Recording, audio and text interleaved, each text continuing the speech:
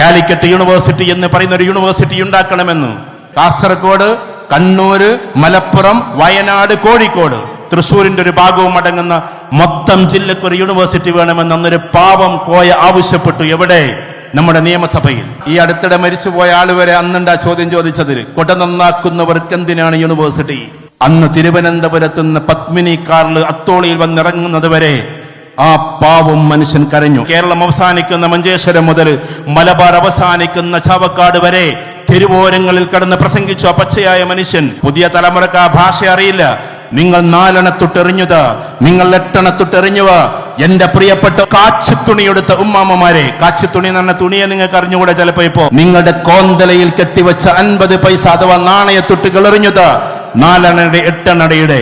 അന്ന് യൂണിവേഴ്സിറ്റി എന്ന് ഇംഗ്ലീഷിലോ സർവകലാശാല എന്ന് മലയാളത്തിലോ പൂർത്തീകരിച്ച് പറയാൻ കഴിയാത്ത പാവം ഉമ്മാമ്മമാർ എറിഞ്ഞു കൊടുത്ത ആ പൈസ കൊണ്ട് തുടങ്ങി വെച്ചതാണ് പ്രശസ്തമായ കാലിക്കറ്റ് യൂണിവേഴ്സിറ്റി എന്ന് നമ്മൾ ഓരോരുത്തരും തിരിച്ചറിയേണ്ടതുണ്ട്. അല്ലാതെ ആരുടെയും ഔദാര്യം കൊണ്ട് തുടങ്ങിയതല്ല. വിദ്യാർത്ഥികളോട് പറയുന്നു, വീട്ടിൽ പോയിട്ടൊന്ന് ഗൂഗിൾ ചെയ്ത് നോക്ക്, who is the founder of Calicut university എന്ന്. ആ ഗൂഗിൾ നിങ്ങൾക്ക് മറുപടി പറഞ്ഞു തരും. ചാറ്റ് ജിപിടിയുടെ പ്രൈമും നോർമലും നിങ്ങൾക്ക് മറുപടി പറഞ്ഞു തരും.